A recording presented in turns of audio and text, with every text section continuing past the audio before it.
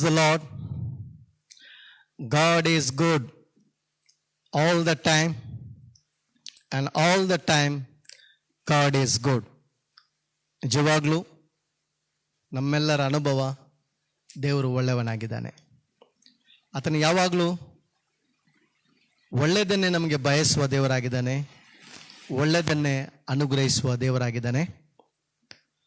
ಪ್ರಿಯ ಸಭೆಯ ವಿಶ್ವಾಸಿಗಳೇ ಹಾಗೂ live Bible study ಕಾರ್ಯಕ್ರಮವನ್ನು ವೀಕ್ಷಿಸುತ್ತಿರುವಂಥ ಎಲ್ಲ ಭಕ್ತರಿಗೆ ಪುನರ್ತನ ಹೊಂದಿದಂಥ ಯೇಸು ಕ್ರಿಸ್ತನ ಸುಮಧುರ ನಾಮದಲ್ಲಿ ನಿಮಗೆಲ್ಲರಿಗೂ ಈ ಸಂಜೆಯ ಸತ್ಯವೇದದ ಅಧ್ಯಯನ ಈ ಕಾರ್ಯಕ್ರಮಕ್ಕೆ ಹೃತ್ಪೂರ್ವಕವಾದ ಸ್ವಾಗತ ಮತ್ತು ಪ್ರೀತಿಪೂರ್ವಕವಾದ ವಂದನೆಗಳು.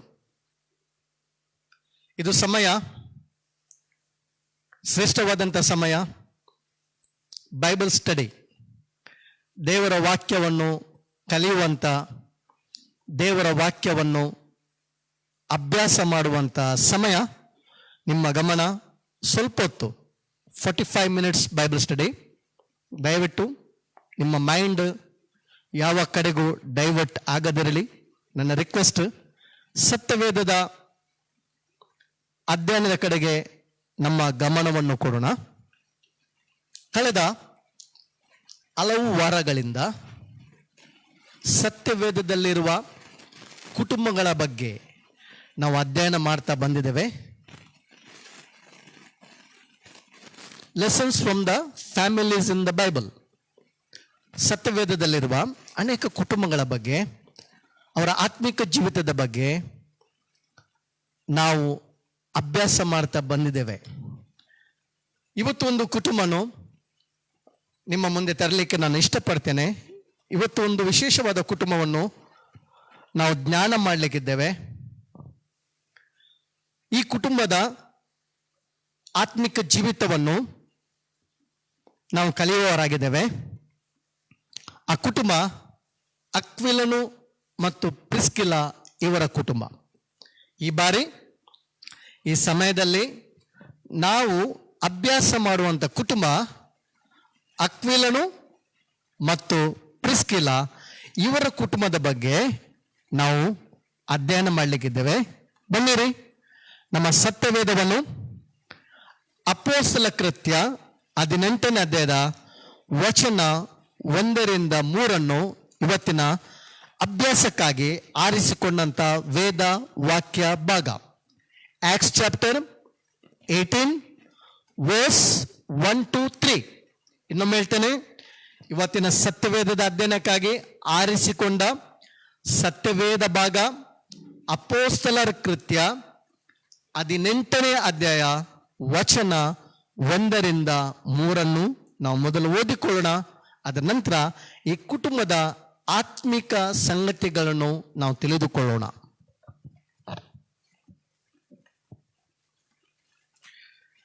ಅಪೊಸ್ತಲ ಕೃತ್ಯ 18 1ರಿಂದ 3. ಇದಾದ ಮೇಲೆ ಪೌಲನು ಅಥೆನೆಯನ್ನು ಬಿಟ್ಟು ಕೊರಿಂಥಕ್ಕೆ ಹೋದನು. ಪೊಂತದಲ್ಲಿ ಹುಟ್ಟಿದ ಅಕ್ವಿಲನೆಂಬ ಒಬ್ಬ ಯೆಹೂದ್ಯನನ್ನು ಅಲ್ಲಿ ಕಂಡನು. ಯೆಹೂದ್ಯರೆಲ್ಲರೂ ರೋಮಪುರನ್ನು ಬಿಟ್ಟು ಹೋಗಬೇಕೆಂದು ಕ್ಲೌದಿಯ ಚಕ್ರವರ್ತಿಯು ವಿಧಿಸಿದ ಕಾರಣ ಅಕ್ವಿಲನು ಅವನ ಹೆಂಡತಿಯಾದ ಪ್ರಿಸ್ಕಿಲಳು ಕೆಲವು ದಿವಸಗಳ ಮುಂಚೆ ಇತಾಲಿಯ ದೇಶದಿಂದ ಅಲ್ಲಿಗೆ ಬಂದಿದ್ದರು. ಪೌಲನು ಅವರ ಮನೆಗೆ ಹೋಗಿ ತಾನು ಅವರು ಒಂದೇ ಕಸಬಿನವರಾಗಿದ್ದರಿಂದ ಅವರಲ್ಲಿದ್ದು ಅವರೊಂದಿಗೆ ಕೆಲಸ ಮಾಡುತ್ತಿದ್ದನು. ಗುಡಾರ ಮಾಡುವುದು ಅವರ ಕಸಬಾಗಿತ್ತು. ಅವನು ಪ್ರತಿ ಸಬ್ಬತ್ ದಿನವೂ ಸಭಾ ಮಂದಿರದಲ್ಲಿ ಚರ್ಚಿಸಿ ಯೆಹೂದ್ಯರನ್ನು ಗ್ರೀಕರನ್ನು ಒಡಂಬಡಿಸುತ್ತಿದ್ದನು.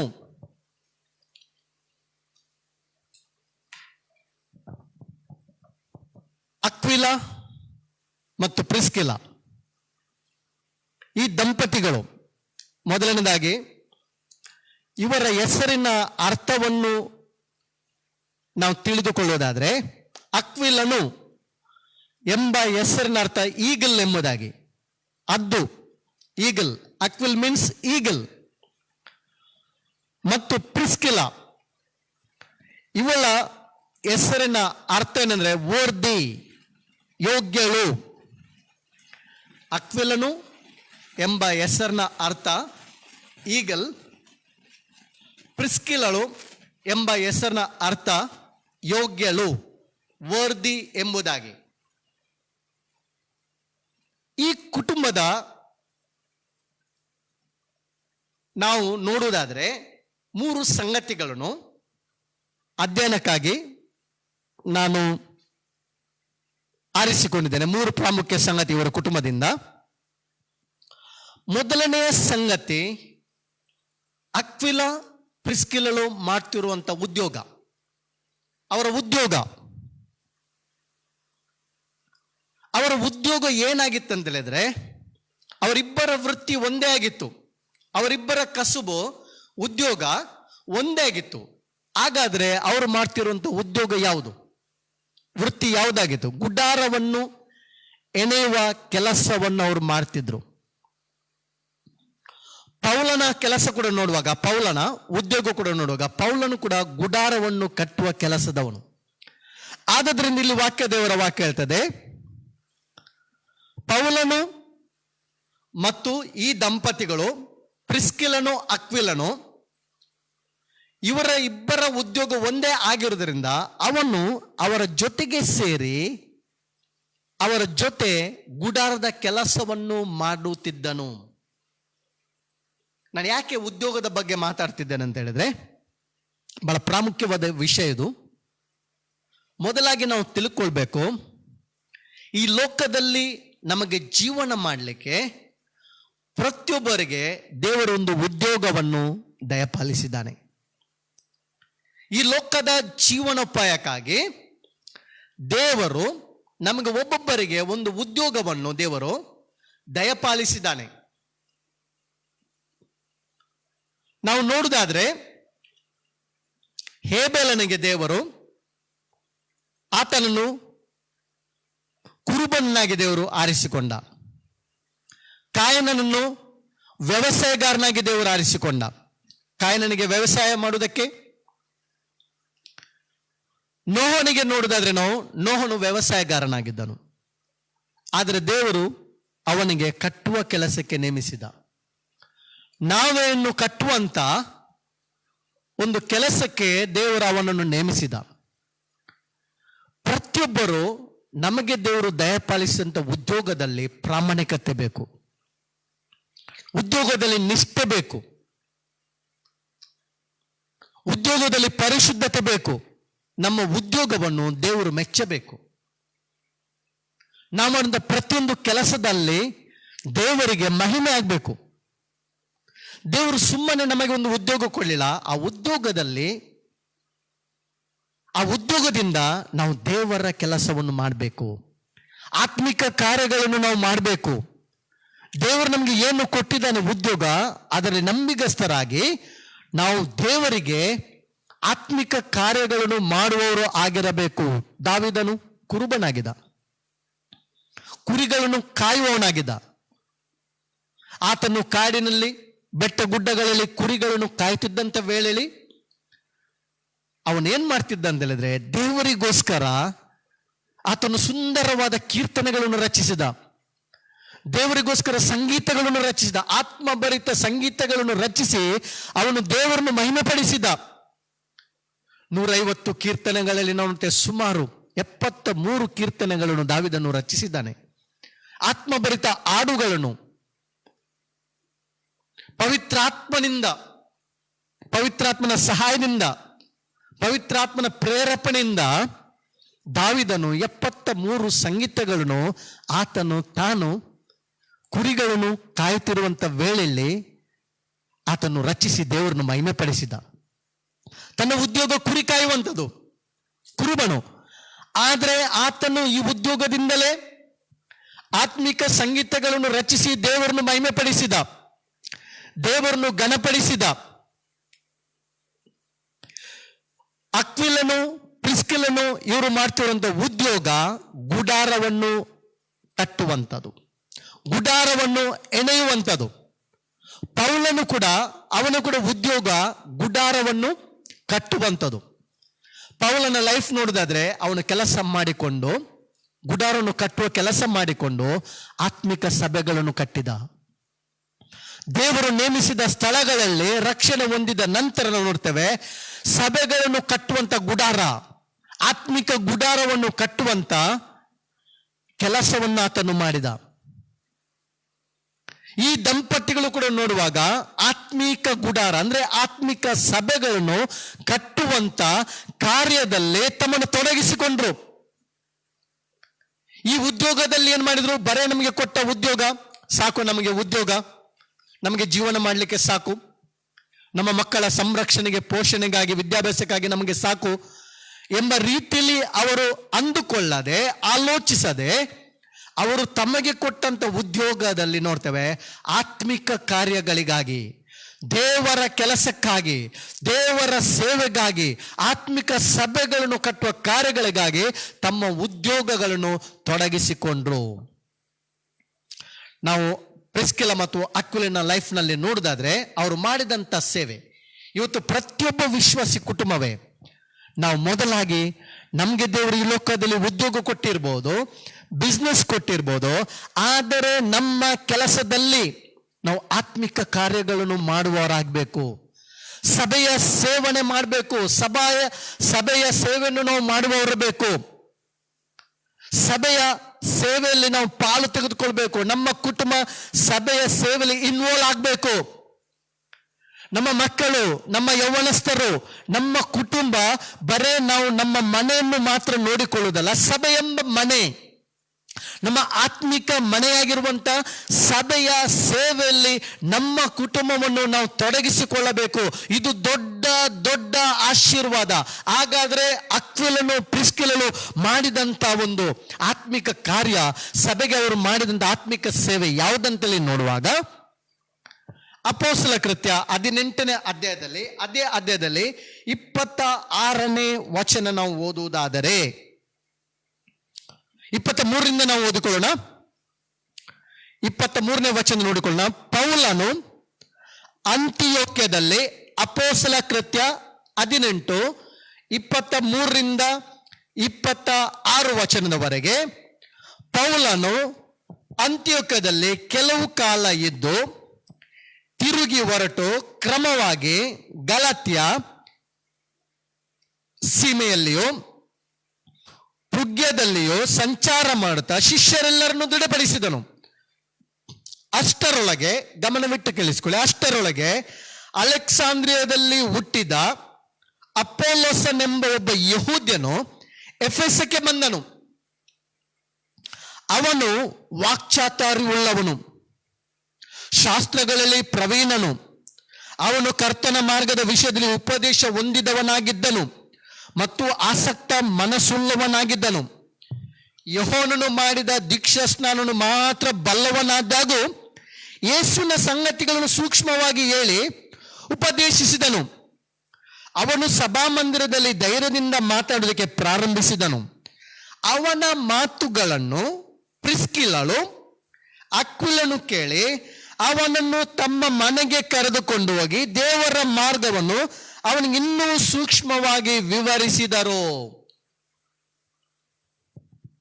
ಅಪೊಲ್ಲೋಸನು ಒಬ್ಬ ಯಹೂದ್ಯನು, ದೇವರ ವಾಕ್ಯ ಹೇಳ್ತದೆ ಅವನು ಶಾಸ್ತ್ರದಲ್ಲಿ ಪ್ರವೀಣನಾಗಿದ್ದ.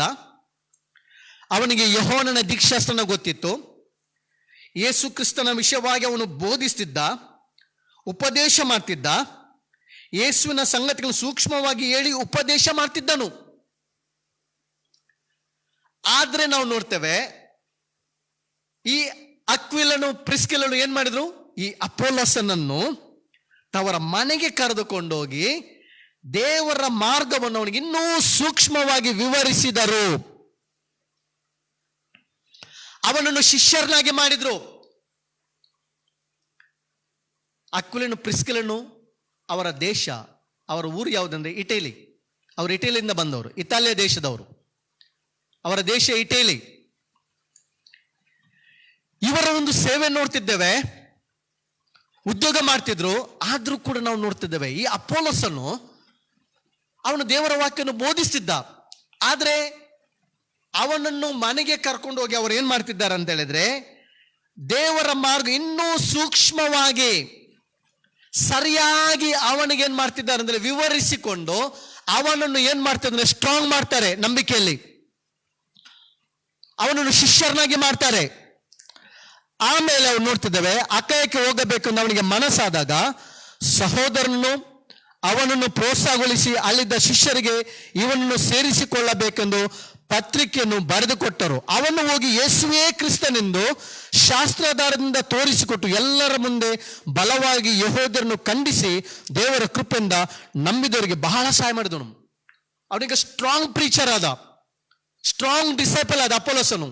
ಕಾರಣ ಈ ದಂಪತಿಗಳು ಅವನನ್ನು ಮನೆಗೆ ಕರ್ಕೊಂಡೋಗಿ ದೇವರ ಮಾರ್ಗವನ್ನು ಇನ್ನೂ ಆಳವಾಗಿ ಸೂಕ್ಷ್ಮವಾಗಿ ಅವನಿಗೆ ವಿವರಿಸಿ ದೇವರ ವಾಕ್ಯವನ್ನು ಚೆನ್ನಾಗಿ ಅವರಿಗೆ ಬೋಧಿಸಿ ಅವನನ್ನು ಏನ್ ಮಾಡಿದ್ರು, ಟ್ರೈನ್ ಮಾಡಿ ಅವನು ಒಳ್ಳೆ ಒಂದು ಶಿಷ್ಯನಾಗಿ ಮಾಡಿದ್ರು. ಇವತ್ತು ಸಭೆಯ ಕುಟುಂಬಗಳು ನಾವು ನೋಡ್ತೇವೆ, ಸಭೆಯ ಸೇವೆ ಮಾಡಬೇಕು. ಸಭೆಯಲ್ಲಿ ವಿಶ್ವಾಸಿಗಳನ್ನು ದೃಢಪಡಿಸಬೇಕು, ಸರಿಯಾದ ವಾಕ್ಯವನ್ನು ಅವರಿಗೆ ಬೋಧಿಸಬೇಕು, ಸತ್ಯವೇದದ ವಾಕ್ಯವನ್ನು ಸರಿಯಾಗಿ ಬೋಧಿಸಬೇಕು. ಇವತ್ತು ಉಪದೇಶ ತುಂಬ ಮಂದಿ ಮಾಡ್ತಿದ್ದಾರೆ ಅಪೋಲೋಸನಾಗೆ.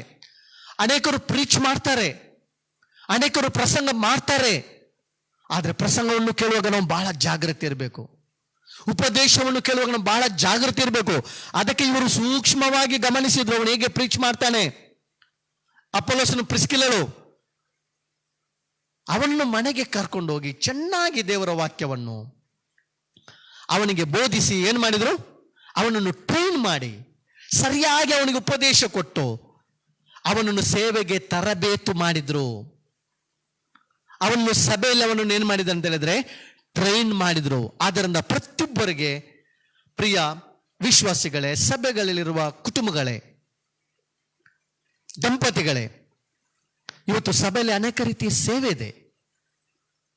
ನಾವೆಲ್ಲರೂ ಕರ್ತನ ಸಭೆಯನ್ನು ಗೌರವಿಸಬೇಕು, ಪ್ರೀತಿಸಬೇಕು, ಕಟ್ಟುವಂತ ಕೆಲಸ ಮಾಡಬೇಕು, ತಿದ್ದುವಂತ ಕೆಲಸ ಮಾಡಬೇಕು, ಬೆಳೆಸುವಂತ ಕೆಲಸ ಮಾಡಬೇಕು. ಅಕ್ವಿಲನು ಪ್ರಿಸ್ಕಿಲನು ಸಭೆ ಕಟ್ಟುವಂತ ಕೆಲಸ ಮಾಡಿದ್ರು, ಅವನನ್ನು ತಿದ್ದುವ ಕೆಲಸ ಮಾಡಿದ್ರು, ಅವನನ್ನು ಪ್ರೋತ್ಸಾಹಿಸಿ ಬೆಳೆಸುವಂತ ಕಾರ್ಯದಲ್ಲಿ ತೊಡಗಿದ್ರು. ಇವತ್ತು ಸರಿಯಾದ ನಮ್ಮ ಮಕ್ಕಳಿಗೆ, ಯೌವನಸ್ಥರಿಗೆ ಉಪದೇಶ ಬೇಕು, ಸರಿಯಾದ ಅಸ್ಥಿವಾರ ಬೇಕು. ದೇವರ ವಾಕ್ಯದ ಆಳವಾದ ಸತ್ಯವನ್ನು ನಾವು ಬೋಧಿಸಬೇಕು. ಸತ್ಯವೇದದ ಉಪದೇಶದಲ್ಲಿ ಅವರನ್ನು ನಾವು ಏನ್ ಮಾಡ್ಬೇಕಂದ್ರೆ ಬೆಳೆಸಬೇಕು. ಮೊದಲನೇದಾಗಿ ಅವರು ತಮ್ಮ ವೃತ್ತಿಯನ್ನು ಆತ್ಮಿಕ ಕಾರ್ಯಗಳಿಗಾಗಿ ಅವರು ಏನ್ ಮಾಡಿದ್ರೆ ತೊಡಗಿಸಿಕೊಂಡ್ರು, ಆತ್ಮಿಕ ಕಾರ್ಯಗಳನ್ನು ಅವರು ಮಾಡಿದ್ರು. ಇದು ಮೊದಲನೆಯ ಅವರ ಜೀವಿತದಲ್ಲಿ ನಾವು ನೋಡುವಂತಹ ಆತ್ಮಿಕ ಸತ್ಯ. ಈ ಕುಟುಂಬ ಸಭೆಗೆ ಸೇವೆಗೋಸ್ಕರ ತಮ್ಮನ್ನು ಸಮರ್ಪಿಸಿದ್ರು, ಸಭೆಯ ಸೇವೆಯನ್ನು ಮಾಡಿದ್ರು.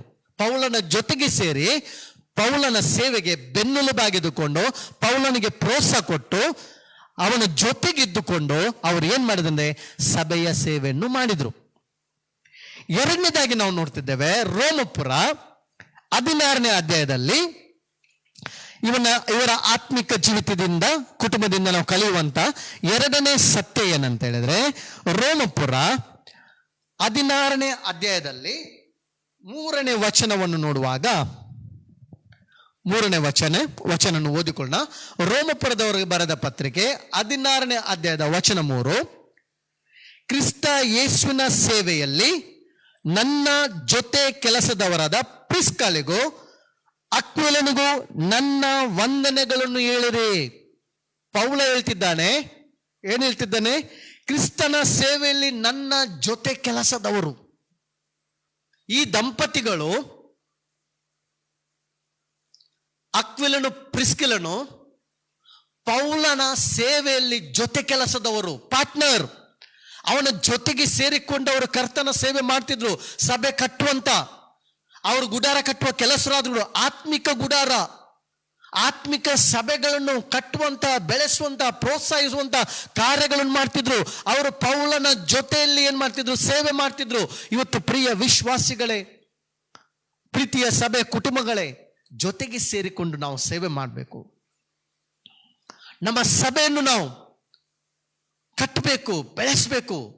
ಆತ್ಮಿಕವಾಗಿ ಯವನಸ್ಥರನ್ನು ಬೆಳೆಸಬೇಕು, ಮಕ್ಕಳನ್ನು ದೇವರ ವಾಕ್ಯದಿಂದ ಬೆಳೆಸಬೇಕು, ದೇವರ ಬೆಳಕಲ್ಲಿ ನಡೆಸಬೇಕು, ಜೊತೆಯಾಗಿದ್ದುಕೊಂಡು ಸೇವೆ ಮಾಡಬೇಕು. ಪ್ರತಿಯೊಬ್ಬರಿಗೆ ದೇವರು ಒಂದು ಕರೆಯನ್ನು ಕೊಟ್ಟಿದ್ದಾನೆ, ಒಂದೊಂದು ತಲಾಂತನ್ನು ಕೊಟ್ಟಿದ್ದಾನೆ. ಪ್ರತಿಯೊಬ್ಬನು ದೇವರು ಒಂದು ಉದ್ದೇಶದಿಂದ, ಒಂದು ದೇವರ ರಾಜ್ಯ ಕಟ್ಟುವಂತ ಆತ್ಮಿಕ ಸಭೆಯಲ್ಲಿ ಒಂದು ಉದ್ದೇಶದಿಂದ ನಿಮ್ಮನ್ನು ಸಭೆಯಲ್ಲಿ ಆರಿಸಿಕೊಂಡಿದ್ದಾನೆ. ಅದಕ್ಕೆ ದೇವರ ವಾಕ್ಯ ಹೇಳ್ತದೆ, ನೀವು ದೇವರ ಅಂಗಳದಲ್ಲಿ ಸಸಿಗಳಂತೆ ನೆಡಲ್ಪಟ್ಟು ದೇವರ ಪ್ರಸನ್ನತೆಯಲ್ಲಿ ಚೆನ್ನಾಗಿ ನೀವು ಬೆಳೆಯುತ್ತೀರಿ ಎಂಬುದಾಗಿ. ಸಸಿಗಳಂತೆ ನೆಡಲ್ಪಟ್ಟು ನೀವೇನಾಗ್ತದೆ? ಅಲ್ಲಿ ಬೆಳೆಯುತ್ತೀರಿ, ಪುಷ್ಟಿಯಾಗಿ ನೀವು ಬೆಳೆಯುತ್ತೀರಿ, ಪ್ರಕಾಶಿಸ್ತೀರಿ ಎಂಬುದಾಗಿ ದೇವರ ವಾಕ್ಯ ಹೇಳ್ತದೆ. ಸುಮ್ಮನೆ ನಾವು ರಕ್ಷಣೆ ಹೊಂದಿ ಸಿಂಪಲ್ ಆಗಿ ಒಂದು ಇರುವುದಕ್ಕಾಗಿ ನಮ್ಮನ್ನು ದೇವರು ಕರೀಲಿಲ್ಲ. ನಾವು ಜೊತೆ ಕೆಲಸದವರು ದೇವರ ರಾಜ್ಯದಲ್ಲಿ. ಪ್ರತಿಯೊಬ್ಬ ಕುಟುಂಬ ಸಭೆಯ ಕುಟುಂಬ. ನೀವು ಗಂಡ ಹೆಂಡತಿ ಸಭೆಯಲ್ಲಿ ನೀವು ಪಾರ್ಟ್ನರ್ ಆಗಿದ್ದೀರಿ, ಸಭೆ ಕಟ್ಟುವಂತ ವಿಷಯದಲ್ಲಿ. ನಂತರ ನಾವು ನೋಡ್ತಿದ್ದೇವೆ, ಕ್ರಿಸ್ತ ಯೇಸುವಿನ ಸೇವೆಯಲ್ಲಿ ನನ್ನ ಜೊತೆ ಕೆಲಸದವರ ಪ್ರಿಸ್ಕಲಿಗೂ ಅಕ್ವಿಲನಿಗೂ ನನ್ನ ವಂದನೆಗಳು ಹೇಳಿರಿ. ಅವರು ನನ್ನ ಪ್ರಾಣದ ಸಂರಕ್ಷಣೆಗಾಗಿ ತಮ್ಮ ಪ್ರಾಣಗಳನ್ನು ಅಪಾಯಕ್ಕೆ ಗುರಿ ಮಾಡಿದರು. ಬಹಳ ದೊಡ್ಡದಾದಂತ ಸಮರ್ಪಣೆ. ಅಕ್ವಿಲ, ಪ್ರಿಸ್ಕಿಲ. ಎರಡನೇ ಸತ್ಯ, ಅವರ ಆತ್ಮಿಕ ಜೀವಿತದಲ್ಲಿ ನೀವು ಕಳೆಯುವಂಥದ್ದು ಏನಂತ ಹೇಳಿದ್ರೆ, ಅವರು ಸಂತ ಪೌಲನ ಪ್ರಾಣವನ್ನು ಕಾಪಾಡಿದರು, ಸೇವಕನ ಪ್ರಾಣವನ್ನು ಕಾಪಾಡಿದರು. ಹೇಗೆ ಕಾಪಾಡಿದ್ರು ಅಂತ ದೇವರ ವಾಕ್ಯ ಹೇಳ್ತದೆ. ಅವರು, ಪೌಲ ಹೇಳ್ತಿದ್ದಾನೆ ಪ್ರಿಸ್ಕಿಲ ಅಕ್ವಿಲರ ಬಗ್ಗೆ, ಅವರು ನನ್ನ ಪ್ರಾಣದ ಸಂರಕ್ಷಣೆಗಾಗಿ, ಪೌಲನ ಪ್ರಾಣದ ಸಂರಕ್ಷಣೆಗಾಗಿ ತಮ್ಮ ಪ್ರಾಣಗಳನ್ನು ಅಪಾಯಕ್ಕೆ ಗುರಿ ಮಾಡಿದ್ರು. ನೋಡಿ ಯಾವ ರೀತಿಯ ಒಂದು ಕಮಿಟ್ಮೆಂಟ್, ಸಮರ್ಪಣೆ. ಅಕ್ವಿಲನು ಪ್ರಿಸ್ಕಿಲನು ಎಷ್ಟು ದೊಡ್ಡ ಒಂದು ರಿಸ್ಕ್ ಅವರು ತೆಗೆದುಕೊಂಡ್ರು. ಪೌಲನಿಗೋಸ್ಕರ, ಸೇವಕನಿಗೋಸ್ಕರ, ಪೌಲನ ಪ್ರಾಣವನ್ನು ಸಂರಕ್ಷಣೆ ಮಾಡೋದಕ್ಕೋಸ್ಕರ. ಇವತ್ತು ನಾನು ಹೇಳ್ತೇನೆ, ಪೌಲನ ಲೈಫ್ ನೋಡಿದ್ರೆ, ಪೌಲನ ಜೀವಿತ ಬಹಳ ಅಪಾಯದಲ್ಲಿದ್ದ ಪೌಲನು. ಅನೇಕ ಬಾರಿ ಪೌಲನು ಅಪಾಯದಲ್ಲಿದ್ದಂಥ ಒಬ್ಬ ವ್ಯಕ್ತಿ. ಅನೇಕ ಬಾರಿ ಅವನು ಸೆರೆಮನೆಯಲ್ಲಿದ್ದಂಥ ವ್ಯಕ್ತಿ. ಅನೇಕ ಬಾರಿ ಅವನು ಏಟುಗಳನ್ನು ತಿಂದಂಥ ಒಬ್ಬ ವ್ಯಕ್ತಿ. ಬಹಳ ಪ್ರಯಾಸಪಟ್ಟು ಪ್ರಯಾಣ ಮಾಡಿ ಅನ್ಯ ಜನರಿಗೆ ಸುವಾರ್ತೆಯನ್ನು ಸಾರಿ ಅನೇಕ ಸ್ಥಳಗಳಲ್ಲಿ ಸಭೆಗಳನ್ನು ಕಟ್ಟಿದಂಥ ಒಬ್ಬ ಸಂತ ಪೌಲನು. ಅವನ ಲೈಫ್ ನೋಡಿದ್ರೆ ಈಸಿ ಇಲ್ಲ ಸೇವೆ ಅಂತ ಹೇಳುವಾಗ. ದಯವಿಟ್ಟು ಪೌಲನ ಲೈಫನ್ನು ಅರ್ಥ ಮಾಡಿಕೊಳ್ಳೋಣ. ಒಬ್ಬ ಸೇವಕನ ಲೈಫನ್ನು. ನಮ್ಮ ಸತ್ಯವೇದನ್ನು 2ನೇ ಕೊರಿಂಥದವರಿಗೆ ಬರೆದ ಪತ್ರಿಕೆ, ದಯವಿಟ್ಟು ಎಲ್ಲರೂ ಈ ಒಂದು ವಾಕ್ಯ ಭಾಗ ನಾವು ಓದಿಕೊಳ್ಳೋಣ. 2ನೇ ಕೊರಿಂಥದವರು ಬರೆದ ಪತ್ರಿಕೆ 11ನೇ ಅಧ್ಯಾಯದ 23ನೇ ವಚನದಿಂದ ನಾವು ಓದಿಕೊಳ್ಳೋಣ. 2 Corinthians chapter 11 verse 23 ಇಂದ ನಾವು ಓದಿಕೊಳ್ಳೋಣ.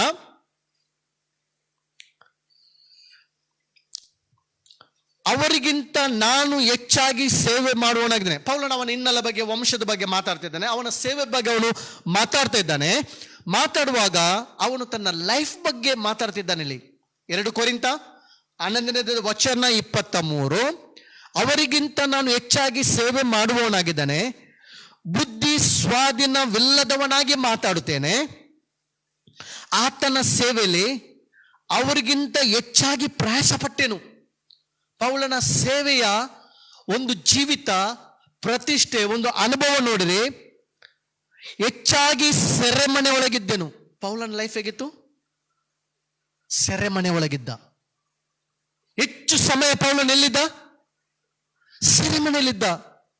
ನಾನು ನೆನೆಸ್ತೇನೆ, 2 ವರ್ಷ ಫಿಲಿಪಿ ಸಭೆಗೆ ಬರುವಾಗ ಅವನು rejoice in the Lord always, again I say rejoice in the Lord always ಎಂಬುದಾಗಿ ಹೇಳುವಾಗ, ಕರ್ತನಲ್ಲಿ ಸಂತೋಷಿಸಿರಿ. ತಿರುಗಿ ನಾನು ನಿಮ್ಗೆ ಹೇಳ್ತೇನೆ, ಕರ್ತನಲ್ಲಿ ಸಂತೋಷಿಸಿರಿ ಎಂಬುದಾಗಿ ಹೇಳುವಾಗ ಪೌಲನು ಎಲ್ಲಿಂದ ಪತ್ರಿಕೆ ಬರೀತಿದ್ದಾನೆ? ಫಿಲಿಪಿ ಪತ್ರಿಕೆ ಸೆರೆಮನೆ ಒಳಗೆ. ಸೆರೆಮನೆ ಒಳಗೆ ಅವನು ಹೇಳ್ತಿದ್ದಾನೆ, ಕರ್ತನಲ್ಲಿ ಸಂತೋಷಿಸಿರಿ. ಅವನು ಸೆರೆಮನೆ ಒಳಗಿದ್ದಾನೆ. ಮಿತಿ ಮೀರಿ ಪೆಟ್ಟುಗಳನ್ನು ತಿಂದನು. ಪೌಲನ ಲೈಫ್ ನೋಡಿ, ಎಷ್ಟು ಪೆಟ್ಟುದಿಂದ? ಮಿತಿ ಮೀರಿ, ಹೆಚ್ಚಾಗಿ ಸೆರೆಮನೆಯೊಳಗೆ ಇದ್ದೇನೆ, ಮಿತಿ ಮೀರಿ ಪೆಟ್ಟುಗಳಿಂದ ಅನೇಕ ಸಾರಿ ಮರಣದ ಬಾಯೊಳಗೆ. ಪೌಲನ ಲೈಫ್ ನೋಡಿ, ರಿಸ್ಕ್. ಮರಣದ ಬಾಯೊಳಗೆ ಸಿಕ್ಕಿಕೊಂಡು ಅದಕ್ಕೆ ಪ್ರಿಸ್ಕಿಲ್ ಹಾಕೊಂಡು ಹೇಳ್ತಾರೆ, ಅವನ ಪ್ರಾಣ ರಕ್ಷಣೆಗಾಗಿ. ಪೌಲ ಹೇಳ್ತಾನೆ, ಅವರು ನನ್ನ ಪ್ರಾಣ ರಕ್ಷಣೆಗಾಗಿ ತಮ್ಮ ಪ್ರಾಣವನ್ನು ಸಮರ್ಪಣೆ ಮಾಡಿ ನನ್ನ ರಕ್ಷಣೆ. ಒಮ್ಮೆ ಪೌಲನ ಪ್ರಾಣ ಅಪಾಯದಲ್ಲಿತ್ತು, ಸಾಯುವಂತ ಪರಿಸ್ಥಿತಿ ಇರುವಾಗ ಈ ವಿಶ್ವಾಸಿಗಳು, ಈ ದಂಪತಿಗಳು, ಅಕ್ವಿಲ ಪ್ರಿಸ್ಕಿಲ, ಈ ಸೇವಕನಿಗೋಸ್ಕರ ತಮ್ಮ ಜೀವಿತವನ್ನು, ತಮ್ಮ ಪ್ರಾಣವನ್ನು ಲೆಕ್ಕಿಸದೆ ಪೌಲನ ಪ್ರಾಣವನ್ನು ಕಾಪಾಡಬೇಕು, ಪೌಲನ ಅಪಾಯದಿಂದ ಅವನು ಸಂರಕ್ಷಿಸಬೇಕೆಂಬುದಾಗಿ ಅವರು ಏನ್ ಮಾಡಿದ್ರು? ತಮ್ಮ ಪ್ರಾಣವನ್ನು ರಿಸ್ಕ್ ನಲ್ಲಿ ಹಾಕಿದ್ರು. ನೋಡಿ, ಪೌಲನ ಸೇವೆ. ಮರಣದ ಬಾಯೊಳಗೆ ಸಿಕ್ಕಿಕೊಂಡೆನು, 5 ಸಾರಿ ಯೆಹೂದ್ಯರಿಂದ ನನಗೆ ಒಂದು ಕಡಿಮೆ 40 ಏಟುಗಳು ಬಿದ್ದವು. 5 ಬಾರಿ ಯೆಹೂದ್ಯರಿಂದ ಒಂದು ಕಡಿಮೆ 40 ಏಟುಗಳು 5 ಸಾರಿ ಬಿದ್ದವು. 3 ಸಾರಿ ಸರ್ಕಾರದವರು ಚಡಿಗಳಿಂದ ನನ್ನನ್ನು ಓಡಿಸಿದರು. 1 ಸಾರಿ ಜನರು ನನ್ನನ್ನು ಕೊಲ್ಲುವುದಕ್ಕೆ ಕಲ್ಲೆಸಿದರು. 3 ಸಾರಿ ನಾನಿದ್ದ ಹಡಗು ಒಡೆದು ಹೋಯಿತು. 1 ರಾತ್ರಿ 1 ಹಗಲು ಸಮುದ್ರದ ನೀರಿನಲ್ಲಿ ಕಳೆದನು. ಆತನ ಸೇವೆಯಲ್ಲಿ ಎಷ್ಟೋ ಪ್ರಯಾಸಗಳನ್ನು ಮಾಡಿದನು. ನದಿಗಳ ಅಪಾಯಗಳು, ಕಳ್ಳರ ಅಪಾಯಗಳು, ಸ್ವಂತ ಜನರಿಂದ ಅಪಾಯಗಳು, ಅನ್ಯ ಜನರಿಂದ ಅಪಾಯಗಳು, ಪಟ್ಟಣದಲ್ಲಿ ಅಪಾಯಗಳು, ಕಾಡಿನಲ್ಲಿ ಅಪಾಯಗಳು, ಸಮುದ್ರದಲ್ಲಿ ಅಪಾಯಗಳು, ಸುಳ್ಳು ಸಹೋದರರಿಗೆ ಇರುವಾಗ ಅಪಾಯಗಳು ನನಗೆ ಸಂಭವಿಸಿದವು. ಪ್ರಯಾಸ ಪರಿಶ್ರಮಗಳಿಂದ ಕೆಲಸ ನಡೆಸಿ ಅನೇಕ ಸಾರಿ ನಿದ್ದೆಗೆಟ್ಟು ಹಸಿವೆ ಬಾಯಾರಿಕೆಗಳನ್ನು ಪಟ್ಟು ಅನೇಕ ಸಾರಿ ಉಪವಾಸವಾಗಿಯೂ ಚಳಿಯಲ್ಲಿಯೂ ವಸ್ತ್ರವಿಲ್ಲದಲ್ಲಿದ್ದು ಆತನನ್ನು ಸೇವಿಸಿದ್ದೇನೆ. ಪೌಲನ ಲೈಫ್ ನೋಡಿ ಪ್ರಿಯರೇ, ಎಂಥ ಲೈಫು! By God's grace. ಈ ಲಾಕ್ಡೌನ್ ಸಮಯದಲ್ಲಿ ನಾನು ಫುಲ್ ಬೈಬಲನ್ನು ನಾನು ಓದುವಾಗ ಪೌಲನ ಲೈಫ್ ಅನ್ನು ನೋಡುವಾಗ 100% ಹಿಂಸೆ, ಪೌಲನಿಗೆ ಪ್ರಯಾಸ, ಕಷ್ಟ. ಆದರೆ ಇವತ್ತು ನಾವು ಯಾವ ರೀತಿಯಲ್ಲಿ ನಾವು ಬೋಧಿಸ್ತಿದ್ದೇವೆ, ಎಷ್ಟು ಈಸಿಯಾಗಿ ಪ್ರಾಸ್ಪೆರಿಟಿ ನಾವು ಪ್ರೀಚ್ ಮಾಡ್ತೇವೆ, ಯಾವ ರೀತಿಯಲ್ಲಿ ಎಂಟರ್ಟೈನ್ಮೆಂಟ್ ನಾವು ಬೋಧಿಸ್ತೇವೆ, ಜನರಿಗೆ ಮನೋರಂಜನೆ ವಾಕ್ಯ, ಮನವೊಲಿಸುವ ವಾಕ್ಯಗಳನ್ನು ಕೊಟ್ಟು. ಯೇಸುನಲ್ಲಿ ಬಂದ್ರೆ ನಾನು ರಾಜವಂಶಸ್ಥನು, ಯಾವ ರೀತಿಯ ಬೋಧನೆಯಿಂದ ಜನರ ಮನವೊಲಿಸಿ ಮನೋರಂಜಿಸಿ. ಇವತ್ತು ನಾವು ಯೇಸು ಕ್ರಿಸ್ತನ ದಾಸರು, ಸೇವಕರು, ಸೇವೆ ಮಾಡೋದಕ್ಕಾಗಿ ನಾವು ಕರೆಯಲ್ಪಟ್ಟವರು. ಪೌಲನ ಲೈಫ್ ಅನ್ನು ನೋಡಿ, ಇದು ರಿಯಲ್ ಸೇವೆ. ಪೌಲ ಮಾಡಿದಂತ ಸೇವೆ, ಸೆರೆಮನೆಯಲ್ಲಿ ನಿದ್ದೆ, ಬಾಯಾರಿಕೆ, ಹಸಿವು, ಕಳ್ಳರಿಗಾಗಿ ಸಿಕ್ಕಿದ ಎಷ್ಟೋ ಅಪಾಯ. 3 ಸಲ ಶಿಪ್ ಬ್ರೇಕ್ ಆಯಿತು, 5 ಸಲ 39 ಏಟುಗಳು, ಸೆರೆಮನೆ. ಇಂತಹ ಪರಿಸ್ಥಿತಿ ಕೂಡ ಪೌಲನ ನಂಬಿಕೆ, ಅದ್ಭುತವಾದ ನಂಬಿಕೆ. ಅವನು ಹೇಳ್ತಿದ್ದಾನೆ, rejoice in the Lord always ಎಂಬುದಾಗಿ. ಹೇಗೇನೆ rejoice in the Lord always ಎಂಬುದಾಗಿ, ಕರ್ತನಲ್ಲಿ ಸಂತೋಷಿಸಿರಿ. ಪೌಲನ್ ಇಷ್ಟು ಪ್ರಯಾಸಪಟ್ಟು ಸೇವೆ ಮಾಡುವಾಗ ನಾವು ನೋಡ್ತೇವೆ, ಅಕ್ವಿಲನು ಪ್ರಿಸ್ಕಿಲನು ಅವ್ರು ಏನ್ ಮಾಡಿದ್ರು ಅಂದ್ರೆ, ಪೌಲನಿಗೋಸ್ಕರ, ಪೌಲನ ಪ್ರಾಣದ ಸಂರಕ್ಷಣೆಗೋಸ್ಕರ ತಮ್ಮ ಪ್ರಾಣವನ್ನು ಅವ್ರು ಏನ್ ಮಾಡಿದ್ರು? ರಿಸ್ಕ್ ಆಗಿ ತೆಗೆದುಕೊಂಡು ಅವನನ್ನು ಏನ್ ಮಾಡಿದ್ರು? ರಕ್ಷಿಸಿದ್ರು ಎಂಬುದಾಗಿ ದೇವರ ವಾಕ್ಯ ಹೇಳ್ತದೆ. ಇವತ್ತು ಪ್ರಿಯ ವಿಶ್ವಾಸಿಗಳೇ, ಒಬ್ಬ ಸೇವಕನ ಪ್ರಾಣವನ್ನು ರಕ್ಷಿಸುವಂಥದ್ದು ಸಭೆಯ ಜವಾಬ್ದಾರಿ. ಸೇವಕನ ಕಷ್ಟದಲ್ಲಿ, ಸಮಸ್ಯೆ ಸಮಯದಲ್ಲಿ ಅವನಿಗೆ ಜೊತೆಗೆ ನಿಲ್ಲುವಂಥದ್ದು, ಜೊತೆ ಕೆಲಸದವರಾಗಿ ಜೊತೆಗೆ ನಿಂತು ಅವನಿಗೆ ಉತ್ತೇಜನ ಕೊಟ್ಟು, ಸೇವಕನಿಗೆ ಎಂಕರೇಜ್ ಮಾಡಿ, ಕಷ್ಟದಲ್ಲಿರುವಾಗ ಸಹಾಯ ಮಾಡಿ, ಸೇವೆಗೋಸ್ಕರ, ಸೇವೆ ಬೆಳವಣಿಗೋಸ್ಕರ, ಅವನಿಗೋಸ್ಕರ ಪ್ರಾರ್ಥನೆ ಮಾಡುವಂಥದ್ದು ಸಭೆಯ ಆದ್ಯ ಕರ್ತವ್ಯ. ನೋಡಿ, ಇವರಲ್ಲಿದ್ದಂಥ ಒಂದು ಒಳ್ಳೆ ಮನೋಭಾವನೆ ಹೇಳಿದ್ರೆ, ಅವರು ಪೌಲನಿಗೋಸ್ಕರ ಏನ್ ಮಾಡಿದಂತ ಹೇಳಿದ್ರೆ ಸಂರಕ್ಷಣೆ ಮಾಡಿದ್ರು, ಸೇವೆಗೋಸ್ಕರ ಪ್ರಾರ್ಥನೆ ಮಾಡಿದ್ರು. ಸೇವೆಗೋಸ್ಕರ ಪ್ರಾರ್ಥನೆ ಮಾಡಿ, ಸಭಾ ಪಾಲಕರಿಗೋಸ್ಕರ ಪ್ರೇಯರ್ ಮಾಡಿ, ಸಭೆ ಸೇವೆಗೋಸ್ಕರ ಪ್ರಯಾಸ ಪಡಿರಿ, ಕೈ ಜೋಡಿಸಿರಿ, ಜೊತೆಯಾಗಿ ನಾವು ಕೆಲಸ ಮಾಡೋಣ. ಕರ್ತನು ಬರೋಣಂತ ಸಮಯ ಹತ್ತಿರವಾಗಿದೆ. ನಮಗೆಲ್ಲರಿಗೆ ದೇವರು ಇಂಥ ಒಂದು ಸ್ಪಿರಿಟ್ ಅನ್ನು ಕೊಡ್ಲಿ, ಒಂದೇ ಆತ್ಮ ಕೊಡ್ಲಿ, ಒಂದು ಹೃದಯ ಕೊಡ್ಲಿ, ಕರ್ತನನ್ನ ಪ್ರೀತಿ ಮಾಡಿ ಕರ್ತನ ಸೇವೆ ಮಾಡುವಂತ ಹೃದಯ ನಮಗೆ ದೇವರು ಅನುಗ್ರಹಿಸಲಿ. ಎಲ್ಲರೂ ಒಂದಾಗಿ ನಾವು ಸಭೆಯ ಕುಟುಂಬಗಳು ಒಂದಾಗಿಕೊಂಡು, ಸಭೆ ಪಾಲ್ಗೊಂಡು ಜೊತೆಗೆ ಸೇರಿಕೊಂಡು ನಾವು ಸೇವೆ ಮಾಡೋಣ. ಇವತ್ತು ನಮ್ಮ ಮುಂದೆ ಒಂದು ದೊಡ್ಡ ಒಂದು ಚಾಲೆಂಜ್ ಇದೆ ಪ್ರಿಯರೇ. ಇವತ್ತು ನಮ್ಮ ಯೌವನಸ್ಥರು ಯಾವ ಕಡೆಗೆ ಹೋಗ್ತಿದ್ದಾರೆ, ಆತ್ಮಿಕ ಸ್ಥಿತಿ ಯಾವ ಕಡೆಗೆ ಹೋಗ್ತಿದೆ, ಯಾವ ಕಡೆಗೆ ಇನ್ನು ಮುಂದಕ್ಕೆ ನಾನು ಹೇಳ್ತೇನೆ, ಒಂದು ಮುಂದಿನ ಜನರೇಷನ್ ಬಯಾಲಜಿಕಲ್ ಕ್ರಿಶ್ಚಿಯನ್ ಆಗಿರ್ತಾರೆ ಅವರು. ಯಾವ ರೀತಿಯ ಒಂದು ಬೇಸ್ ಇಲ್ಲದೆ, ಅಸ್ತಿವಾರ ಇಲ್ಲದೆ ಇವತ್ತು ಸರಿಯಾಗಿ ನಾವು ದೇವರ ವಾಕ್ಯವನ್ನು ಬೋಧಿಸಬೇಕು. ಕ್ರಿಸ್ತ ನಂಬಿಕೆ ಅಂದ್ರೆ ಏನು, ಫೇತ್ ಅಂದ್ರೆ ಏನು, ಕ್ರಿಸ್ತ ನಂಬಿಕೆ. ಕ್ರಿಸ್ತ ನಂಬಿಕೆ ಅಂದ್ರೆ ಎವ್ರಿ ಡೇ ಚಾಲೆಂಜ್ ಇದೆ, ಎವ್ರಿ ಡೇ ಪ್ರಾಬ್ಲಮ್ಸ್ ಇದೆ, ಎವ್ರಿ ಡೇ ಶಿಲುಬೆ ಇದೆ, ಎವ್ರಿ ಡೇ ಅವಮಾನವಿದೆ, ನಿಂದನಿದೆ, ಆದ್ರೆ ದೊಡ್ಡ ಸಂತೋಷ ಇದೆ. Rejoice in the Lord always ಪೌಲ ಹೇಳ್ತಿದ್ದಾನೆ. ಕ್ರಿಸ್ತನ ಸೇವೆ ಮಾಡುವಾಗ ಶಿಲುಬೆಯನ್ನು ಹೊತ್ತುಕೊಂಡು ಹೋಗಲು ತೃಪ್ತಿ ಇದೆ, ಸಮಾಧಾನ ಇದೆ, ಸಂತೋಷ ಇದೆ. ಒಂದು ದಿವಸ ದೊಡ್ಡ ರಿವಾರ್ಡ್ ಇದೆ ಪರಲೋಕದಲ್ಲಿ. ಬಲೆ ನಂಬಿಗಸ್ತಂದ ಆಳು, ದೊಡ್ಡ ಕಿರೀಟವಿದೆ. ಆ ದಿವಸ ಗೊತ್ತಾಗ್ತದೆ ಯಾರು ಯಾವ ರೀತಿಯಲ್ಲಿ ಸೇವೆ ಮಾಡಿದ್ದಾರೆ. ಇವತ್ತು ನನಗೆ ಬಹಳ ದುಃಖದಿಂದ ನಾನು ಹೇಳ್ತಿದ್ದೇನೆ, ಇವತ್ತು ನಮ್ಮ ಸಭೆ ಇದರ ಜೊತೆಗೆ ನನ್ನ ಹೃದಯದ ಕೆಲವು ಸಂಗತಿಗಳು ಹಂಚಿಕೊಂಡೆ. ಇವತ್ತು ದೇವರ ವಾಕ್ಯ ಯಾವ ರೀತಿಯಲ್ಲಿ ಪ್ರಸಂಗವಾಗ್ತಿದೆ, ಯಾವ ರೀತಿಯಲ್ಲಿ ಬೋಧನೆ ಸಿಗ್ತಾ ಇದೆ, ಬಹಳ ಎಚ್ಚರಿಕೆಯಿಂದ ಇರಬೇಕು. ನಾವು ತಿದ್ದಬೇಕು. ಅಪೊಲ್ಲೋಸನನ್ನು ಮನೆಗೆ ತಂದ್ರು, ತಿದ್ದಿ ಯಾವ ರೀತಿ ಬೆಳೆಸಿದ್ರು ಅದೇ ರೀತಿಯಲ್ಲಿ ಒಂದು ವೇಳೆ ಒಬ್ಬ ವಿಶ್ವಾಸಿ ಮಿಸ್ಗೈಡ್ ಆಗಿ ಹೋಗುವುದಾದ್ರೆ ಪ್ರಾರ್ಥನೆ ಮಾಡಿ, ಒಂದು ವೇಳೆ ನಮಗೆ ಸಂದರ್ಭ ಸಿಗುವುದಾದ್ರೆ ಅವರನ್ನು ತಿದ್ದಬೇಕು. ಇದು ತಪ್ಪು ದಾರಿ, ಇದು ತಪ್ಪು ಉಪದೇಶ, ಸರಿಯಾಗಿ ಅವ್ರನ್ನು ಉಪದೇಶಿಸಿ ಅವ್ರನ್ನು ಸರಿಯಾದ ಸನ್ಮಾರ್ಗದಲ್ಲಿ ರಿಯಲ್ ಕ್ರಿಸ್ತ ನಂಬಿಕೆಯಲ್ಲಿ ಅವ್ರನ್ನ ನಾವು ಬೆಳೆಸಬೇಕು. ಕ್ರಿಸ್ತ ನಂಬಿಕೆಯಲ್ಲಿ, ಅವ್ರ ನಿಜವಾದ ಕ್ರಿಸ್ತ ನಂಬಿಕೆಯಲ್ಲಿ ಅವ್ರನ್ನ ನಾವು ನಡೆಸುವವರಾಗಬೇಕು. ಅಕ್ವಿಲ ಪ್ರಿಸ್ಕಿಲ ಅದನ್ನೇ ಮಾಡಿದ್ರು. ಅವರನ್ನು ತಿದ್ದಿ ಸರಿಯಾದ ರೀತಿಯಲ್ಲಿ ಅವರಿಗೆ ವಾಕ್ಯವನ್ನು ಸೂಕ್ಷ್ಮವಾಗಿ ದೇವರ ಮಾರ್ಗವನ್ನು ಬೋಧಿಸಿ ಸರಿಯಾಗಿ ಒಬ್ಬ ಸೇವಕನಾಗಿ ಅವರು ಟ್ರೈನ್ ಮಾಡಿದ್ರು. ಎರಡನೇದಾಗಿ ಸೇವಕನ ಪ್ರಾಣವನ್ನು ಸಂರಕ್ಷಣೆ ಮಾಡಿದ್ರು. ಅವನ ಜೊತೆಯಲ್ಲಿ ಸೇವೆ ಮಾಡುವರಾದ್ರು. ಇವತ್ತು ನಾನು ಹೇಳುವಂಥದ್ದು ಸರಿಯಾಗಿ ಅರ್ಥ ಮಾಡಿಕೊಳ್ಳಿರಿ, ಆಳವಾಗಿ ಸತ್ಯವನ್ನು ಅರ್ಥ ಮಾಡಿಕೊಳ್ಳಿರಿ. ಕ್ರಿಸ್ತ ನಂಬಿಕೆ ಹೇಳುವಾಗ ಅದು ಎಂಟರ್ಟೈನ್ಮೆಂಟ್ ಅಲ್ಲ. ಕ್ರಿಸ್ತ ನಂಬಿಕೆ ಹೋರಾಟ, ಪ್ರಯಾಸ, ಚಾಲೆಂಜ್ ಇದೆ, ಪ್ರಾಬ್ಲಮ್ಸ್ ಇದೆ, ಸಮುದ್ರ ಅಲ್ಲೋಲ ಕಲ್ಲೋಲಾಗ್ತದೆ, ಬಿರುಗಾಳಿ ಬರ್ತದೆ. ಆದರೆ ದೇವರು ನಮ್ಮೊಟ್ಟಿಗಿದ್ದಾನೆ, ದೇವರು ಒಳ್ಳೆಯವನಾಗಿದ್ದಾನೆ, ಪ್ರೀತಿಸ್ತಾನೆ, ನಮ್ಮನ್ನು ಕರುಣಿಸ್ತಾನೆ, ನಮ್ಮ ಜೊತೆಗಿದ್ದಾನೆ, ನಮ್ಮನ್ನು ಎಬ್ಬಿಸ್ತಾನೆ, ನಾವು ಮುಳುಗಲಿಕ್ಕೆ ಬಿಡುವುದಿಲ್ಲ. ಆದ್ದರಿಂದ ಇವತ್ತು ಈ ದೇವರ ವಾಕ್ಯವನ್ನು ನೋಡುವಾಗ ಪೌಲನ ಲೈಫ್ ಯಾವ ರೀತಿ ಇತ್ತು, ಪೌಲನ ಲೈಫ್, ಪೌಲನ ಜೀವಿತ ಹೇಗಿತ್ತು,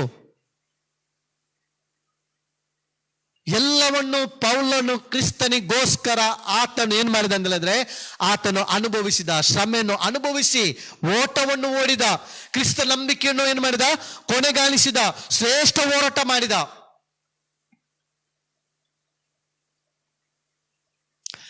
ಮೂರನೇದಾಗಿ ನಾವು ನೋಡುವುದಾದ್ರೆ, ಆಳವಾಗಿ ವಿಷಯದಲ್ಲಿ ಸತ್ಯ ಇದೆ, ಇನ್ನೊಮ್ಮೆ ದೇವರ ಆತ್ಮನು ನಡೆಸಿದ್ರೆ ನಾನು ಮಾತಾಡ್ತೇನೆ.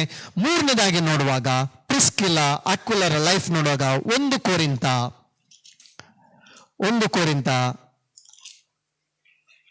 16ನೇ ಅಧ್ಯಾಯಕ್ಕೆ ಬರುವಾಗ 1 ಕೊರಿಂಥ 16ನೇ ವಚನ, 1 ಕೊರಿಂಥ 16:19 ಅಧ್ಯಾಯಕ್ಕೆ ಬರುವಾಗ, ಅಸ್ಯ ಸೀಮೆಯ ಸಭೆಗಳವರು ನಿಮಗೆ ವಂದನೆ ಹೇಳುತ್ತಾರೆ. ಅಕ್ವಿಲನು ಪ್ರಿಸ್ಕಿಲನು ತಮ್ಮ ಮನೆಯಲ್ಲಿ ಕೂಡುವ ಸಭೆಯವರೊಂದಿಗೆ ಕರ್ತನ ಹೆಸರಲ್ಲಿ ಅನೇಕ ವಂದನೆಗಳನ್ನು ಹೇಳುತ್ತಾರೆ. ಅಕ್ವಿಲ ಪ್ರಿಸ್ಕಿಲ ಇವರ ಮನೆ ಸಭೆಯಾಗಿತ್ತು. ಆಮೇನ್. ಅಕ್ವಿಲಂದು ಪ್ರಿಸ್ಕಿಲಂದು ಮನೆ ಏನಾಗಿತ್ತು ಅಂದ್ರೆ ಆತ್ಮಿಕ ಸಭೆ. ಅನೇಕ ಮಂದಿ ಬಂದು ದೇವರನ್ನ ಆರಾಧನೆ ಮಾಡ್ತಿದ್ರು ಅಕ್ವಿಲನ ಪ್ರಿಸ್ಕಿಲನ ಮನೆಯಲ್ಲಿ. ಆತ್ಮಿಕ ಸಭೆಗಳನ್ನು ಕಟ್ಟಿದ್ರು, ಆತ್ಮಿಕ ಗುಡಾರವನ್ನು ಕಟ್ಟಿದ್ರು. ಅವರು ಅವರ ಉದ್ಯೋಗ ನಡೆದಕ್ಕೆ ಮಾತಾಡಿದೆ. ಅವರ ಉದ್ಯೋಗ, ಲೋಕದ ಉದ್ಯೋಗ ಏನಾಗಿತ್ತು, ಅವರ ವೃತ್ತಿ, ಅವರ ಕಸಬು ಗುಡಾರ ಎನ್ನುವಂಥದ್ದು. ಆದ್ರೆ ಇಲ್ಲಿ ನೋಡ್ತೇವೆ ಆತ್ಮಿಕ ಗುಡಾರವನ್ನು ಕಟ್ಟುತ್ತಿದ್ದಾರೆ. ಅವರು ಆತ್ಮಿಕ ಸಭೆಗಳನ್ನು ಕಟ್ಟುತ್ತಿದ್ದಾರೆ. ನಮಗೆ ದೇವರು ಪ್ರತಿಯೊಬ್ಬರಿಗೆ ಒಂದೊಂದು ಉದ್ಯೋಗ ಕೊಟ್ಟಿದ್ದಾನೆ. ಒಬ್ಬ ಇಂಜಿನಿಯರ್ ಆಗಿರ್ಬೋದು, ಡಾಕ್ಟರ್ ಆಗಿರ್ಬೋದು, ಯಾವುದಾದ್ರೂ ಒಬ್ಬೊಬ್ಬರಿಗೆ ಒಂದೊಂದು ಉದ್ಯೋಗ ಕೊಟ್ಟಿದ್ದಾನೆ. ಆ ಉದ್ಯೋಗದಲ್ಲಿ ನಾವು ಸಭೆಯ ಸೇವೆ ಮಾಡಬೇಕು, ಆತ್ಮಿಕ ಕಾರ್ಯಗಳು ನಾವು ಮಾಡಬೇಕು, ಜೊತೆ ಕೆಲಸದವ್ರು ಆಗ್ಬೇಕು. ಆತ್ಮಿಕ ಸಭೆಗಳನ್ನು ನಡೆಸುವರಾಗಿದ್ರು. ಅವರ ಮನೆ ಸಭೆ ಆಗಿತ್ತು. ಅರ್ಲಿ ಚರ್ಚ್, ಮಾಡೆಲ್ ಚರ್ಚ್ ಎಲ್ಲಿಂದ ಆರಂಭ ಆಯಿತು? ಮನೆಯಲ್ಲಿ. ಅಪೊಸ್ತಲರಿಗೆ ನಾವು ನೋಡ್ತೇವೆ 1ನೇ ಅಧ್ಯಾಯದಲ್ಲಿ 13ನೇ ವಚನದಲ್ಲಿ ಅವರೆಲ್ಲರೂ ಹೋಗಿ ಮನೆಯಲ್ಲಿ ಮೇಲಂತಸ್ತಿಗೆ ಹೋಗಿ ಅವರು ಏನ್ ಮಾಡಿದ್ರು? ಪ್ರಾರ್ಥನೆ ಮಾಡ್ತಿದ್ರು. ಮನೆಯಲ್ಲಿ ಸಭೆ ಆರಂಭವಾಯಿತು, ಆತ್ಮಿಕ ಸಭೆಗಳು. ಇವತ್ತು ಲಾಕ್ಡೌನ್ ನಲ್ಲಿ ಪ್ರಸ್ತುತ ಸಮಯದಲ್ಲಿ ನೋಡಿದ್ರೆ ಎಲ್ಲರೂ ಮನೆಗಳಲ್ಲಿ, ನಮ್ಗೆ ಅರ್ಲಿ ಚರ್ಚ್ ಇದು, ಮಾಡೆಲ್ ಚರ್ಚ್ ಇದು ನೆನಪು ಬರ್ತಾ ಇದೆ.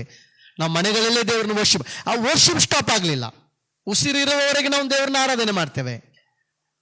ವರ್ಷಿಪ್ ಯಾವತ್ತು ಜೀವ ಸಂಬಂಧ ದೇವರಿಗೆ ಆರಾಧನೆ ಅದು ಖಂಡಿತ ನಿಲ್ಲುವುದಿಲ್ಲ. ನಾವು ಮನೆಗಳಲ್ಲಿ ಸೇರಿಕೊಂಡು, ನಮ್ಮ ಸಭೆ ಸೇರಿಕೊಂಡು ದೇವರನ್ನು ನಾವು ಏನ್ ಮಾಡಿದ್ದೇವೆ? ವರ್ಷಿಪ್. ಪೌಲನಲ್ಲಿ ವರ್ಷಿಪ್ ಮಾಡಿದ, ಸಭೆಗೆ ಹೋಗಿ ಆರಾಧನೆ ಮಾಡಿದ 2 ವರ್ಷ ಸೆರೆಮನೆಯಲ್ಲಿದ್ದಾಗ.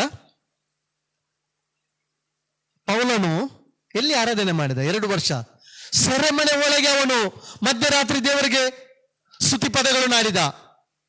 ಸೆರೆಮನೆಯಲ್ಲಿ ಪೌಲ ವರ್ಷಿಪ್ ಮಾಡಿದ ದೇವರನ್ನು 2 ವರ್ಷ ಸೆರೆಮನೆ ಒಳಗೆ. 2 ಇಯರ್ಸ್ ಪೌಲನಿಗೆ ಲಾಕ್ಡೌನ್. ಸಭೆಗಳಿಗೆ ಹೋಗಿ ಸಭಾ ಮಂದಿರದಲ್ಲಿ ಅವನು ವರ್ಷಿಪ್ ಮಾಡಲಿಲ್ಲ, ಸೆರೆಮನೆ ಒಳಗೆ ದೇವರನ್ನು ವರ್ಷಿಪ್ ಮಾಡಿದ ಪೌಲ.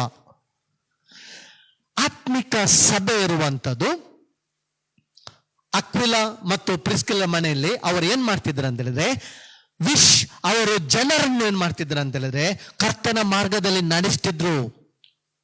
ಯೇಸುವನ್ನು ನಂಬಿದಂತ ಜನರನ್ನು ಕರ್ಕೊಂಡು ಬಂದು ಆರಾಧನೆ ಮಾಡ್ಲಿಕ್ಕೆ ಪ್ರೋತ್ಸಾಹ ಮಾಡ್ತಿದ್ರು. ಅವರು ದೇವರ ವಾಕ್ಯದಿಂದ ಅವ್ರನ್ನ ಏನ್ ಮಾಡ್ತಿದ್ರು? ಬೋಧನೆ ಮಾಡಿ ಅವ್ರನ್ನ ಆತ್ಮಿಕವಾಗಿ ಬೆಳೆಸ್ತಿದ್ರು. ದೇವರ ವಾಕ್ಯದವ್ರಿಗೆ ಉಪದೇಶ ಕೊಡ್ತಿದ್ರು ಅಕ್ವಿಲ ಪ್ರಿಸ್ಕಲನು. ಆತ್ಮಿಕ ಸಭೆ ಪ್ರಪಂಚಕ್ಕೆ ಇಳಿಯಬಾರದು, ಬದಲಾಗಿ ಪ್ರಪಂಚದಲ್ಲಿರುವ ಪಾಪಿಗಳನ್ನು ನೀತಿವಂತನಾಗಿ ಮಾಡುವಂತ ಅದು ಒಂದು ಏನಾಗಿದೆ ಅಂತೆ ಸ್ಥಳವೇ ಆತ್ಮಿಕ ಸಭೆ. ಲೋಕದಲ್ಲಿ ಪ್ರಾಪಂಚಿಕ ಜನರನ್ನು ಆತ್ಮಿಕವಾಗಿ ಬೆಳೆಸಿ ದೇವರ ವಾಕ್ಯದ ಸ್ವಸ್ಥ ಬೋಧನೆಯಿಂದ ಅವರನ್ನು ಬೆಳೆಸಿ ಪ್ರಬುದ್ಧರನ್ನಾಗಿ ಮಾಡಿ ಅವರು ಶುದ್ಧರನ್ನಾಗಿ ಮಾಡುವಂಥದ್ದೇ ಆತ್ಮಿಕ ಸಭೆಯ ಜವಾಬ್ದಾರಿ. ಶುದ್ಧ ಬೋಧನೆ, ಅದಕ್ಕೆ ಪೌಲ ಹೇಳ್ತಾನೆ ಎಫೆಸ 5:27 ವಾಕ್ಯ ಉಪದೇಶ ಜಲಸ್ನಾನ ಮಾಡಿ. ಸಭೆ ಆತನ ಎದುರಿಗೆ ಹೇಗೆ ನಿಲ್ಬೇಕಂತೆ? ಸಭೆ ಶುದ್ಧವಾದ ಕನ್ನಿಕೆಯಂತೆ, ಕಳಂಕ ಇಲ್ಲದಂತ, ಸುಕ್ಕು ಕಳಂಕ ಇಲ್ಲದಂತ ಶುದ್ಧವಾದ ಕನ್ನಿಕೆ. ಬ್ರೈಡ್ ಗ್ರೂಮ್ ಯೇಸು ಕ್ರಿಸ್ತನು, ಸಭೆ ಆತನ ಬ್ರೈಡ್ ಆಗಿದೆ. ಮೊದಲ ಗೀತೆ ಯೇಸು ಕ್ರಿಸ್ತನು ಬರುವಾಗ ಆತನ ಎದುರಿಗೆ ಪೌಲ ಎಫೆಸ್ ಸಭೆಗೆ ಬರುವಾಗ ಹೇಳ್ತಿದ್ದಾನೆ, ಸಭೆ ಹೇಗೆ ಸುಕ್ಕು ಕಳಂಕ ಇಲ್ಲದಂತ ಶುದ್ಧ ಕನ್ಯೆಯಂತೆ ಆತನ ಎದುರಿಗೆ ನಿಲ್ಲುವುದಕ್ಕಾಗಿ ಆತನು ವಾಕ್ಯ ಉಪದೇಶದ ಜಲಸ್ನಾನ ಮಾಡಿದನು. ವಾಕ್ಯದ ಉಪದೇಶ ಶುದ್ಧ ಮಾಡ್ತದೆ ವಿಶ್ವಾಸಿಯನ್ನು. ಸ್ವಸ್ಥ ಬೋಧನೆ, ವಾಕ್ಯದ ಉಪದೇಶ, ಬೈಬಲ್ ಸ್ಟಡಿ ಉಪದೇಶ ನಮಗೆ ಬೇಕು.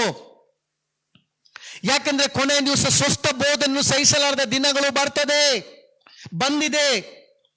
ಸ್ವಸ್ಥ ಬೋಧನೆ ಇಲ್ಲ. ಇಂಥ ಒಂದು ಸ್ಥಿತಿಲಿರುವಾಗ ನಮಗೆ ಒಂದು ಎಚ್ಚರಿಕೆ, ಸಭೆಯನ್ನು ವಾಕ್ಯದ ಜಲಸ್ನಾನ ಮಾಡಿ, ವಾಕ್ಯದ ಉಪದೇಶದ ಜಲಸ್ನಾನ ಮಾಡಿ ಶುದ್ಧ ಕನ್ನಿಕೆಯಂತೆ ಆತನು ದೇವರ ಮುಂದೆ ನಿಲ್ಲಿಸುವುದಕ್ಕೆ ಆತನು ಪ್ರಯಾಸ ಪಡ್ತಿದ್ದಾನೆ ಪೌಲ ಸಭೆಯನ್ನು. ಅದೇ ಕಾರ್ಯವನ್ನು ಅಕ್ವಿಲನು ಪ್ರಿಸ್ಕಿಲನು ನಾವು ನೋಡ್ತೇವೆ. ಅಲ್ಲಿರುವಂತ ವಿಶ್ವಾಸಿಗಳನ್ನು ದೇವರ ವಾಕ್ಯವನ್ನು ಆಳವಾಗಿ ಅವರಿಗೆ ಬೋಧಿಸಿ ಸ್ವಸ್ಥ ಬೋಧನೆಯನ್ನು ಕೊಟ್ಟು ಅವರನ್ನು ಶುದ್ಧ ಮಾಡಿಕೊಂಡು ಕರ್ತನ ಸೇವೆಯಲ್ಲಿ ಅವರು ಪ್ರೋತ್ಸಾಹ ಮಾಡ್ತಿದ್ರು. ಸಭೆಯ ಒಂದು ಕಾರ್ಯ ಯೌವನಸ್ಥರನ್ನು, ವಿಶ್ವಾಸಿಗಳನ್ನು ಅವರನ್ನು ಆತ್ಮಿಕವಾಗಿ ಶುದ್ಧ ಮಾಡುವಂಥದ್ದು. ಸ್ವಸ್ಥ ಬೋಧನೆಯನ್ನು ಕೊಟ್ಟು, ಶುದ್ಧವಾದ ವಾಕ್ಯವನ್ನು ಅವರಿಗೆ ಕೊಟ್ಟು, ಉಪದೇಶವನ್ನು ಕೊಟ್ಟು ಆತ್ಮಿಕವಾಗಿ ಅವರು ಬೆಳೆಯುವಂತೆ ಮಾಡುವಂಥದ್ದು ಸಭೆಯ ಕಾರ್ಯ. 3 ಸಂಗತಿ ನಾನು ಹೇಳಿದೆ. ಅವರ ವೃತ್ತಿ, ಅವರ ಮತ್ತು ಪೌಲನ ವೃತ್ತಿ ಒಂದಾಗಿದ್ದವು. ಅಕ್ವಿಲನು ಪ್ರಿಸ್ಕಿಲನು ಮತ್ತು ಪೌಲನ ಉದ್ಯೋಗ ಕಸುಬು ಒಂದೇ ಆಗಿತ್ತು, ಗುಡಾರ ಮಾಡುವಂಥದ್ದು. ಎರಡನೇದಾಗಿ ಅವರು ಸಂತ ಪೌಲನ ಪ್ರಾಣವನ್ನು ಸಂರಕ್ಷಣೆ ಮಾಡಿದರು. ಇವತ್ತು ವಿಶ್ವಾಸಿಗಳ ಜವಾಬ್ದಾರಿ ಸಭೆ ಸೇವಕನನ್ನು ಸಂರಕ್ಷಣೆ ಮಾಡುವಂಥದ್ದು, ಅವನಿಗೋಸ್ಕರ ಪ್ರಾರ್ಥನೆ ಮಾಡುವಂಥದ್ದು. ದೇವರ ವಾಕ್ಯದ ಸತ್ಯವನ್ನು ಸರಿಯಾಗಿ ಬೋಧಿಸುವಂತೆ ದೇವರ ಆತ್ಮನು ಸಹಾಯ ಮಾಡುವಂತೆ ಸಭಾ ಸೇವಕರಿಗೋಸ್ಕರ ಪ್ರಾರ್ಥನೆ ಮಾಡಬೇಕು. ಅವರಿಗೆ ಬರುವಂತ ಅಪಾಯದಿಂದ ದೇವರು ಸಂರಕ್ಷಿಸುವಂತೆ, ಕಾಪಾಡುವಂತೆ ಪ್ರಾರ್ಥನೆ ಮಾಡಬೇಕು. ಮೂರನೇದಾಗಿ ಅವರು ತಮ್ಮ ಮನೆಯನ್ನು ಸೇವೆಗೆ ಅರ್ಪಿಸಿದ್ರು. ತಮ್ಮ ಮನೆಯನ್ನು ವಾಕ್ಯಕ್ಕಾಗಿ ಅರ್ಪಿಸಿದ್ರು. ದೇವರ ವಾಕ್ಯ ಎಲ್ಲರಿಗೆ ಸಾರಲ್ಪಡಬೇಕು. ಇವತ್ತು ದೇವರು ನಮಗೆ ಮನೆಗಳನ್ನು ಕೊಟ್ಟಿದ್ದಾನೆ. ದೇವರಿಗೆ ಸ್ತೋತ್ರ. ನಮ್ಮ ಮನೆಗಳಲ್ಲಿ ಅಟ್ಲೀಸ್ಟ್ ಒಂದು ತಿಂಗಳಿಗೊಮ್ಮೆ ಪ್ರಾರ್ಥನೆ ಇಟ್ಟುಕೊಂಡ್ರೆ, ದೇವರನ್ನ ಆರಾಧನೆ ಮಾಡಿದ್ರೆ, ಅಲ್ಲಿ ಬರುವಂತ ಜನರು ದೇವರ ವಾಕ್ಯವನ್ನು ಕೇಳಿ ವಿಶ್ವಾಸದಲ್ಲಿ ಬಲ ಹೊಂದಿ ಶುದ್ಧ ವಾಕ್ಯದ ಹಾಲನ್ನು ಅವರು ಕುಡಿದು ದೇವರ ವಾಕ್ಯದಲ್ಲಿ ಬೆಳೆದು ಕರ್ತನಿಗೋಸ್ಕರ ಒಂದು ಸಾಕ್ಷಿಯಾಗಿ ನಿಲ್ಲುವಂತ ಒಂದು ಸೇವೆಯನ್ನು ನಾವು ಮಾಡುವುದಾದ್ರೆ ಅದು ದೇವರ ಮುಂದೆ ದೊಡ್ಡ ಶ್ಲಾಘನೀಯ ಸೇವೆ ಆಗಿದೆ. ದೇವರು ಖಂಡಿತವಾಗಿ ನಮ್ಮನ್ನು ಬ್ಲೆಸ್ ಮಾಡ್ತಾನೆ. ಇವತ್ತು ದೇವರು ನಮ್ಮೆಲ್ಲರನ್ನ ಆರಿಸಿಕೊಂಡಿದ್ದಾನೆ ಒಂದು ಯೋಜನೆಗೋಸ್ಕರ. ಖಂಡಿತವಾಗಿ ದೇವರು ನಿಮಗೆ ರಿವಾರ್ಡ್ ಕೊಡ್ತಾನೆ. ಕರ್ತನ ಸೇವೆಯಲ್ಲಿ ನೀವು ಮಾಡುವಂಥ ಪ್ರಯಾಸ ವ್ಯರ್ಥ ಆಗುವುದಿಲ್ಲ. ಪ್ರಿಯ ವಿಶ್ವಾಸಿಗಳೇ, ನನ್ನ ಸಭೆ ವಿಶ್ವಾಸಿಗಳೇ, ಇವತ್ತು ನೀವು ಕರ್ತನ ಸೇವೆಯಲ್ಲಿ ಪಡ್ತಿರುವಂಥ ಪ್ರಯಾಸ ವ್ಯರ್ಥವಾಗುವುದಿಲ್ಲ ಎಂಬುದಾಗಿ ದೇವರ ವಾಕ್ಯ ಹೇಳ್ತದೆ. ದೇವರು ನಿಮಗೆ ಪ್ರತಿಫಲವನ್ನು ಕೊಡ್ತಾನೆ. ದೇವರು ನಿಮಗೆ ರಿವಾರ್ಡ್ ಕೊಡ್ತಾನೆ.